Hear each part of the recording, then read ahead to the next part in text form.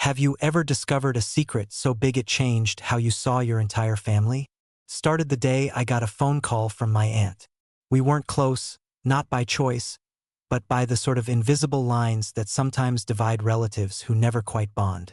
So when I saw her name flash on my screen, I hesitated. Her voice was unusually calm, but her words weren't. She said I needed to come home, not just for a visit, for the truth. I hadn't been back to the house in years. Since my mother died, I'd stayed away, telling myself it was too painful. But the truth was, I didn't want to face the past. And I definitely didn't want to face the people who reminded me of it. The house was just as I remembered, though maybe a little more faded.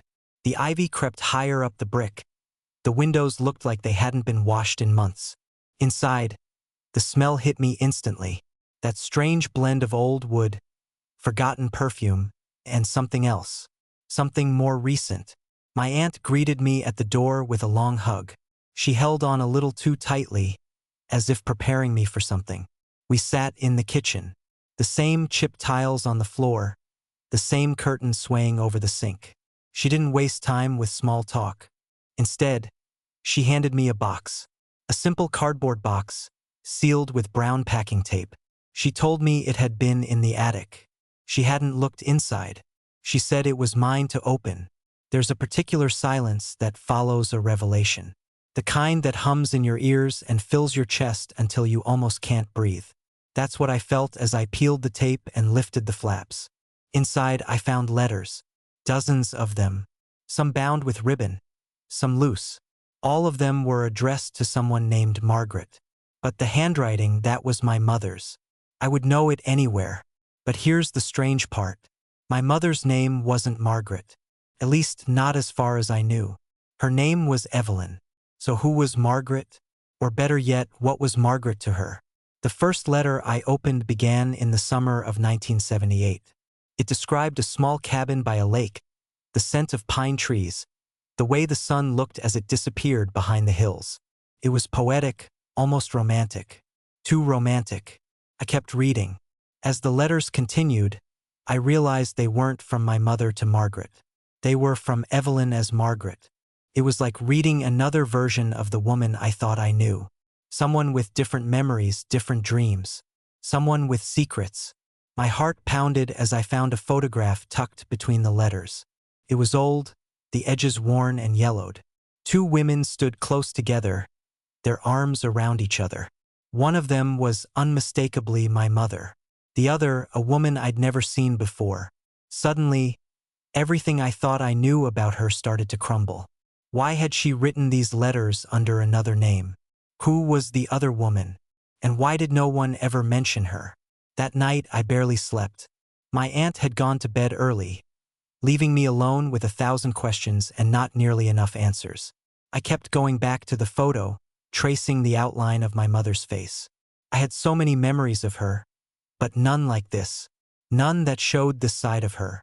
Have you ever found something about someone you loved that made you question everything you shared with them? The next morning, I confronted my aunt. She looked tired, maybe more so than the night before. I asked her who Margaret was. She didn't answer right away. Instead, she made tea, stirred it slowly, and only when she placed the mug in front of me did she begin to speak. She told me that my mother had lived another life before I was born. One filled with choices that weren't easy, and relationships that weren't accepted. Margaret had been her partner, her great love as my aunt described it. They had lived together for years in that lake cabin, hidden from a world that wouldn't understand. I listened, numb. My mother had been in love with another woman? And no one ever told me? Apparently, Margaret died in an accident in the early 80s. My mother never recovered. She changed her name, moved to a new city, tried to start over. That's when she met my father. The love between them, my aunt said, was real too. But it was different, safer, simpler. I couldn't process it all. Part of me was angry. How could she hide something so fundamental from me? Another part of me felt sorrow. She must have carried so much pain alone. That evening, I went back through the letters, reading them not as a curious stranger, but as a daughter trying to understand the mother she never truly knew. And as I read, I began to see her not just as a parent, but as a woman. One who loved deeply, one who lost greatly. Have you ever thought about the lives your parents lived before you existed? Please let me know in the comments. I want to hear your stories. I spent most of that day walking through the town I once called home. Familiar places felt distant. The old bakery with the sun-faded awning. The school playground where I scraped my knee on the monkey bars. Everything seemed unchanged and yet completely different. My mother had lived a whole life here I never knew about. A life with Margaret. And all I had were pages of her words to piece it together. I walked down to the lake. The same lake she had written about in her letters. It was just as she described. The water shimmered with the same golden hue. Pine needles scattered across the shore like confetti from another time. I sat on a bench, pulled the bundle of letters from my bag, and began reading aloud. There was something sacred about reading her words in the place where she once wrote them. I felt like she was there with me, as if the air itself remembered her voice. I read until the sun dipped below the treeline, casting long shadows over the water. I didn't realize how long I'd been crying until I saw the salt stains on the pages. That night, I asked my aunt about the accident. She was hesitant, her hands trembling slightly as she lit a candle in the living room. She said it happened suddenly. A storm rolled in over the lake. Margaret had gone out in a boat. She never came back. My mother never spoke about it to anyone. After Margaret's death, she shut down, cut ties, changed her name and left town. She never told even her closest friends what had happened. My aunt only found out later, after a strained conversation that ended in silence and tears. What struck me was how much of her grief my mother had buried. She had smiled through birthdays, holidays, and family dinners. She had laughed at my jokes and comforted me when I cried. All the while, she carried a wound I never saw. It made me think, how often do we miss the hidden layers of those we love? How many of us are walking around with stories untold, names unspoken? I took one of the letters and folded it into my journal. A small way of keeping her close. A way of honoring both Evelyn and Margaret. And maybe, in some way, understanding myself better through the pieces she left behind. The next morning, I returned to the attic. Something told me there was more. I climbed the narrow staircase, flashlight in hand, dust thick in the air. Cobwebs clung to every corner. In the far back, behind boxes of old ornaments and broken toys, I found a trunk. Heavy, ornate, locked.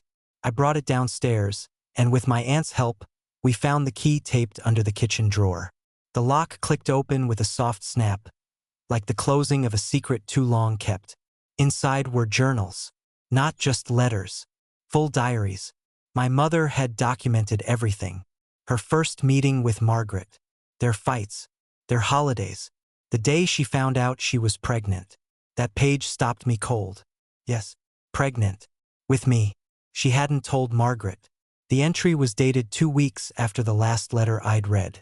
She wrote that she was afraid, that the world was already cruel enough to them, that she didn't know how to be a mother and a widow at the same time. She had decided to keep me alone. I sat there for a long time trying to imagine her fear, her strength, the choice she had to make, the life she had to rebuild. Do we ever truly know the people who raise us? Or are we only ever given the version they believe we can handle? Let me know in the comments if you've ever discovered a hidden chapter in your family's past. I would love to hear your stories. In the days that followed, I fell into a strange rhythm. I spent my mornings reading, my afternoons walking through memories. I revisited old places that had once meant nothing more than background scenery to my childhood. But now, with every creaking floorboard or rustling tree branch, I wondered if Margaret had once been there too. I imagined them laughing together, sharing secrets, building a life they had to keep hidden. At the old library, I found records from the town's archives. Nothing obvious at first, just council meetings and property records. But buried in a list of local property deeds from 1977 was a name that struck like lightning. Margaret Lane. Co-signed with Evelyn Lane. The same cabin. The same year. They had owned it together. I sat there, stunned, my fingers trembling on the dusty paper. Proof. Not just letters or photographs or whispered memories. Something official. Something real. My mother had built a home with someone she loved, and the town, at least on paper, had acknowledged it. That night, I drove to the cabin. The road was narrow and overgrown, nearly hidden by years of neglect. But the tires crunched over gravel just the same, and when I stepped out into the cool evening air, I saw it. Weathered and quiet, but still standing. The porch sagged slightly, and vines had begun to claim the walls, but the bones of the cabin were strong. I stepped inside. It smelled of damp wood and long-forgotten summers. Dust blanketed the floor, but sunlight streamed in through broken blinds, casting warm beams across the room. The fireplace was cracked, but there were still ashes inside. Someone had come here after. I ran my hand across the mantel. It was carved with initials. AAM. For a long time, I just stood there, listening, feeling, mourning, loving. I found an old trunk in the corner. Inside were books, a wool blanket, a faded map of the lake, and in a tin box a bundle of photos, not just of my mother and Margaret, but of them with friends, laughing on the dock, sharing wine by the fire. Ordinai moments. Beautiful moments. One photo in particular held me still. My mother, looking directly into the camera, Margaret beside her. Both of them smiling like they knew something no one else did. That kind of joy can't be faked. Back at the house, I showed everything to my aunt. She cried when she saw the photos, said she remembered that smile, but hadn't seen it in years, said she wished she had asked more, had listened more. It's strange, isn't it? The way silence becomes habit. How easy it is to avoid the difficult questions until the people who could answer them are gone. And all that's left are dusty letters and fading memories. I started writing. At first just notes, fragments of thoughts, then full pages. I wanted to preserve what I was learning, not just for myself, but for whoever came after. My mother deserved to be remembered completely, not just as Evelyn the mother or Evelyn the wife, but Evelyn the woman, the lover, the friend. Have you ever uncovered something about your family that made you feel both closer and farther at the same time? Let me know in the comments. Your stories matter too. The more I wrote, the more I remembered. And not just about my mother. I began to recall fragments of my own life that had long since faded to the background. Things I had pushed away without meaning to. Her silences, the way she lingered over certain songs, the years she refused to go near the lake. At the time, they seemed like quirks. Now I knew better. I found myself walking back to the cabin again and again. It became a kind of sanctuary. I cleaned it up bit by bit, sweeping away cobwebs, airing out the rooms. I replaced broken panes of glass, fixed the door hinges. It felt like giving breath back to something that had been holding it in for too long. One morning, I found something new, a journal tucked under the loose floorboard beneath the bed. It wasn't in my mother's handwriting, but it was familiar now. Margaret's. The entries were sparse, but vivid. She wrote about Evelyn's laughter, her fear of thunderstorms, her obsession with crossword puzzles. She wrote about long nights by the fire and whispered plans about the future. Some entries were unfinished, torn off mid-thought, but each page glowed with intimacy. And then there was one final entry, a page soaked in water damage but still legible. She had known she was dying. Margaret had written about the storm the night she disappeared, about the weight she carried in her chest, about the appointment she had kept secret, the doctor's words that still rang in her ears. She hadn't told Evelyn. She didn't want their last days to be filled with dread. She wanted to go out with the wind in her hair, on her own terms. I sat with that journal in my lap, heart breaking all over again. My mother had lost the love of her life, never knowing the full truth. And then she lost herself in a life that never fully belonged to her again. I wondered what kind of person I would have been had I known all of this sooner. Would I have seen her differently? Would I have asked better questions? Would I have been more forgiving? But that's the cruel trick of memory, isn't it? It only gives you what you already have. Later that evening, I brought the journal to my aunt. We read it together in silence, each of us absorbing the weight of it in our own way. She held my hand for a long time after, not saying anything, just being there. It was enough. The next morning, I stood at the lake's edge, journal in one hand, a bouquet of wildflowers in the other. I whispered a thank you to the wind, for leading me here, for not letting me forget. There's something healing in honoring a story, even if it ends in heartbreak, even if it's not your own, especially then. Have you ever tried to bring peace to someone else's story as a way of finding your own? Let's talk about it in the comments. I'd love to hear your heart. After a week, the house no longer felt like a stranger to me. What once echoed with ghosts now hummed with quiet understanding. My aunt and I began spending more time together, not just as family bound by blood, but as women who had both lost versions of someone we loved. She told me stories I'd never heard, about the summers when Evelyn and Margaret would come into town together, pretending to be nothing more than friends, about how the town quietly knew and quietly said nothing. Sometimes silence is a kindness. Sometimes it's a wound. In their case, I think it was both. One afternoon, I found an old tape recorder buried in a drawer. Dusty, a little rusted, but still functional. Inside, a cassette marked only with a single letter, M. I hesitated before pressing play. A voice filled the room. Warm, steady, slightly trembling. Margaret. She was reading a letter to Evelyn. I could hear the sound of pages turning, her breath catching between sentences. She spoke of the first time she saw her, of the way Evelyn carried herself, graceful but always on guard. She spoke of the slow unraveling of walls, the tentative touches, the days spent dreaming of a life they might never be allowed to have. And then, she spoke of love. Not the dramatic kind, but the quiet kind. The kind that settles into your bones, that reshapes who you are just by existing. She said Evelyn taught her what it meant to feel safe. By the time the tape ended, I was crying. Not just for them. For every version of my mother I never met. For every story left untold. And every truth buried in fear. I began to record my own voice. Sitting there on the same kitchen floor where my mother once brewed tea, I spoke into the old recorder. I talked about the discovery, about Margaret, about the cabin. I talked about who I was before I knew and who I was now. Sometimes we need to hear our own voice to know what we really feel. In town, I found an old friend of my mother's, someone my aunt remembered as being particularly close to her. Her name was Nora.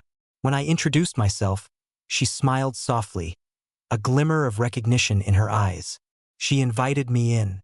The house smelled of cinnamon and old books. We sat in her sunroom, surrounded by ferns and warm light, and for the first time in days, I didn't feel alone in my grief. Nora told me that she had loved my mother too, in her own way, not romantically, but fiercely.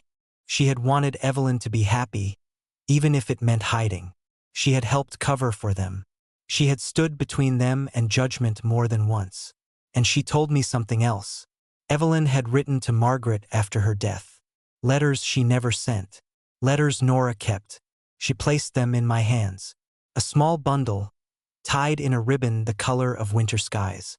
Inside were words I thought I'd never hear.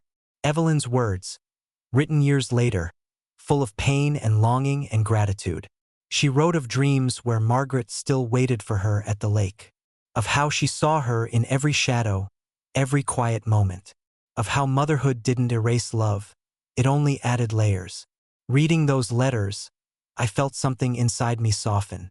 I saw Evelyn not as someone who had deceived me, but someone who had done the best she could with a life that had never been easy. And in that softness, I found a kind of peace.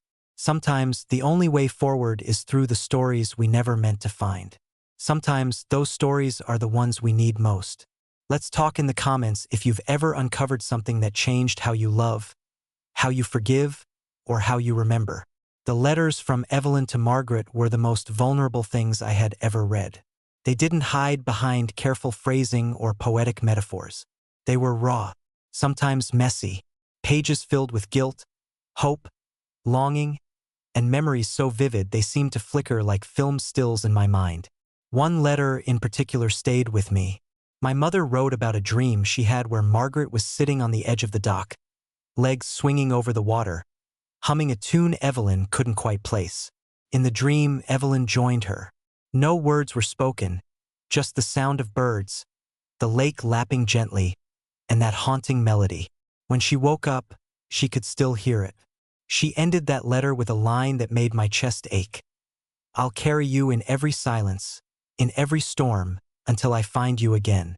I folded that letter and carried it with me everywhere after that. It became something like a compass. As the days passed, I noticed how much the town itself had become part of their story. The narrow bookstore where they once left notes for each other between pages. The pier where they'd watch fireworks every July. Even the old diner where Evelyn always ordered the same blueberry pie and coffee. Black. Everywhere I went, I asked quiet questions. Some people remembered. Some pretended not to. But I started to collect fragments. Tiny truths. A nod here, a wistful smile there. One elderly woman at the florist shop told me she used to deliver peonies to the cabin every spring. She never asked why. She just knew they made Evelyn light up. Another, a retired postman, remembered Margaret's laugh. Said it was the kind that made you stop and listen, even on the busiest day. Piece by piece, the world of Evelyn and Margaret grew more real to me. It stopped being a hidden life and became a lived one. And that made me think. How many people around us are living entire lives behind quiet doors, fearing they won't be accepted if they let them be seen? I couldn't bring Margaret back. I couldn't speak to Evelyn anymore. But I could honor them. I could tell their story. So I began to write in earnest. Not just in my journal, but something more structured. A memoir, maybe. A collection of truths.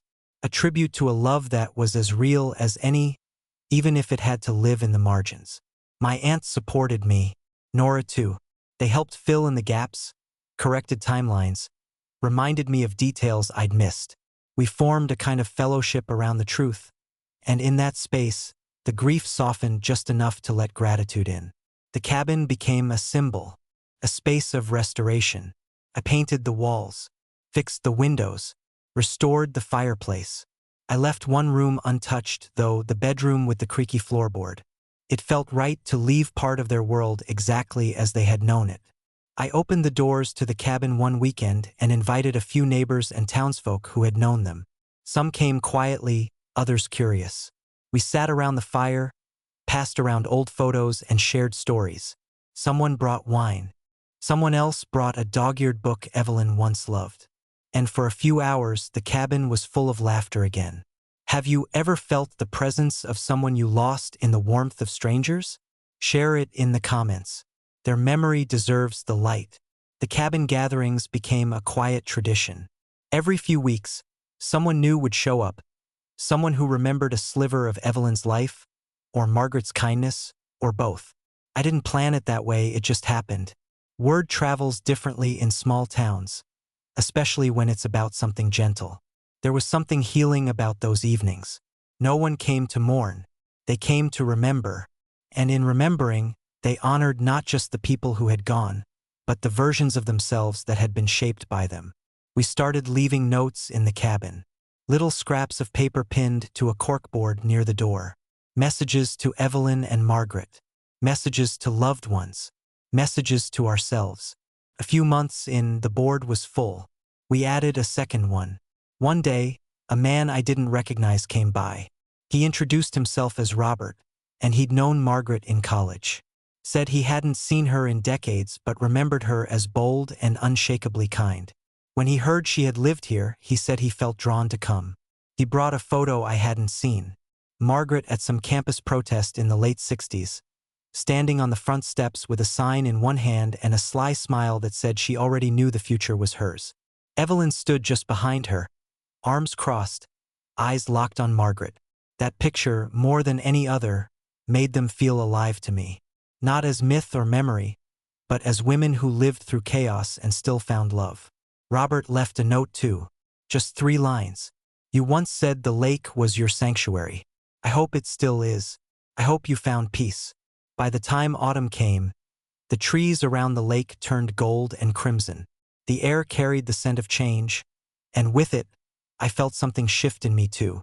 The weight I had carried when I first arrived, the confusion, the grief, the ache, had transformed. Not gone, just different, softer around the edges.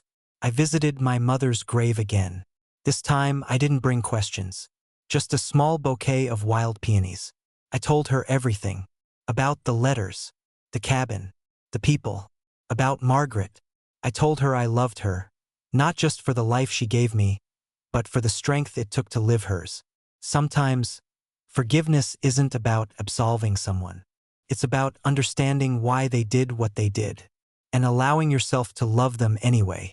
I started calling the place the Memory House. Not officially, just in my mind, because that's what it had become. A place where memories didn't fade, they were added to, shared, protected. My aunt said she hadn't seen me this at peace since before my mother died. Maybe she was right. I felt grounded in a way I hadn't expected. Rooted, not just in this story, but in the history that had carried me here. And when people asked what brought me back to town, I stopped saying it was a family visit. I told the truth. I came to understand my mother. Have you ever done something you didn't expect, only to realize it brought you home to yourself? Tell me in the comments. I think our hearts recognize the truth long before our minds do. As winter approached, the lake froze over, and snow blanketed the world in silence. The cabin, once filled with the hum of voices and the clink of mugs, now settled into a peaceful stillness. But it wasn't empty. The memories lived there, and now so did something else, continuation. I decided to spend the winter in the house. My aunt insisted I stay as long as I needed, and honestly, I couldn't imagine leaving. I found warmth in its quiet corners, in the crackle of the fire, in the rhythm of days spent reading and writing and remembering. With the help of a local publisher, Nora introduced me to, I began organizing the letters, journals, photographs, and notes into a book. It wasn't about making something perfect. It was about preserving something honest. I called it The Hidden Pages. Felt right, because that's what they were. Pages tucked away, hidden from the world, but filled with life. I spent long nights typing, transcribing my mother's words, Margaret's thoughts, and my own reflections. Each chapter brought me closer to them, to the truth, to myself. And as the manuscript took shape, so did the realization that this story wasn't just about two women in love. It was about identity, legacy, the quiet bravery of living a truth when the world says you shouldn't. People began stopping by the cabin again, even in the cold. Some brought tea, others brought stories. One woman came with her teenage daughter and said, through tears, that she had always been afraid to tell her daughter the truth about who she was. But now she wouldn't be. That moment stayed with me. It reminded me why the story mattered. On New Year's Eve, we gathered again.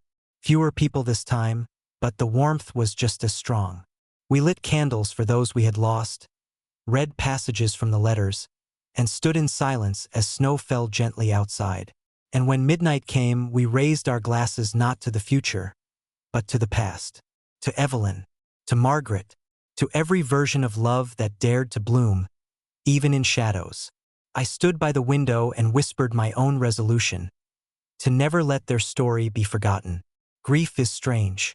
It doesn't always leave, but it can transform. It can become something tender, a reminder of how deeply we've loved. Have you ever turned loss into purpose? If you have, leave a note in the comments. You never know who needs to read your story.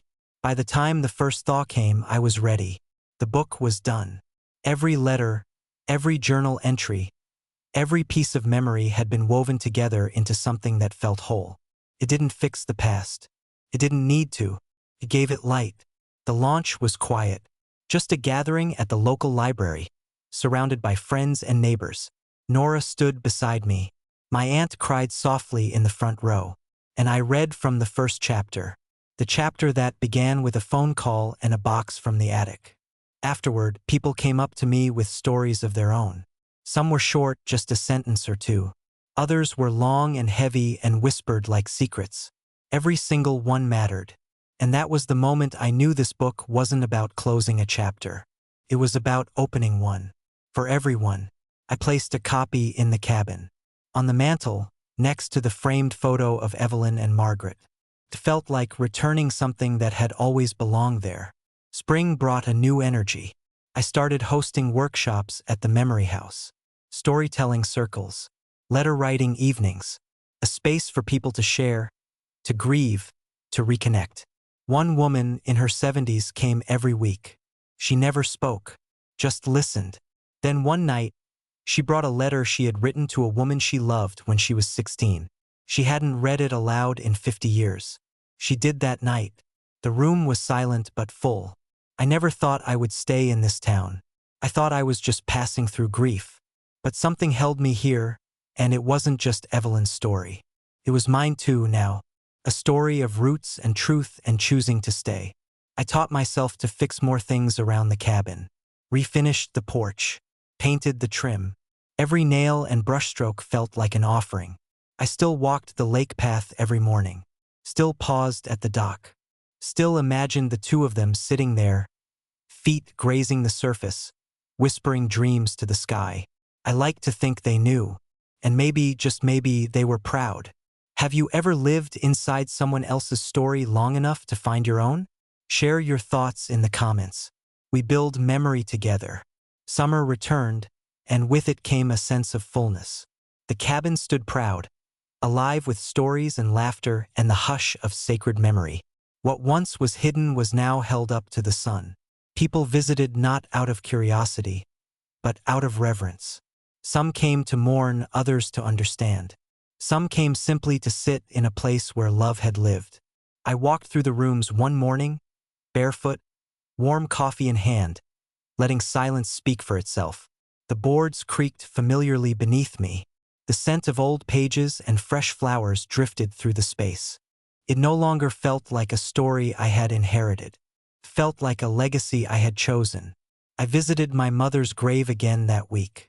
This time, I didn't bring flowers or questions. I brought the book. I placed it gently on the grass, its pages fluttering in the breeze, and whispered, "It's finished. I know you couldn't tell me, but I heard you anyway." And for the first time, I felt her answer. Not in words, but in peace. Later that evening, I sat by the lake under a sky heavy with stars. The same stars they must have watched together. I opened one of the letters Evelyn had written and read it aloud. My voice, the only sound in the still night, felt like a prayer or a promise. I promised to remember. And as I sat there, I thought of everyone who had shared their own stories along the way. People who had lost, loved, hidden, healed. We had formed something quietly powerful, something enduring. Because memory isn't just about the past.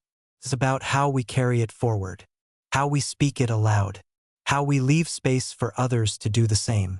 So this is where the story settles, not with an ending, but with an opening.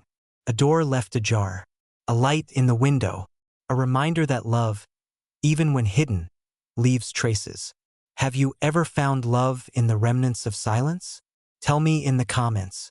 Your voice might be the one someone else is waiting to hear. This narration was generated with the help of artificial intelligence, so there might be minor mistakes. If you notice any, let me know in the comments so I can fix them.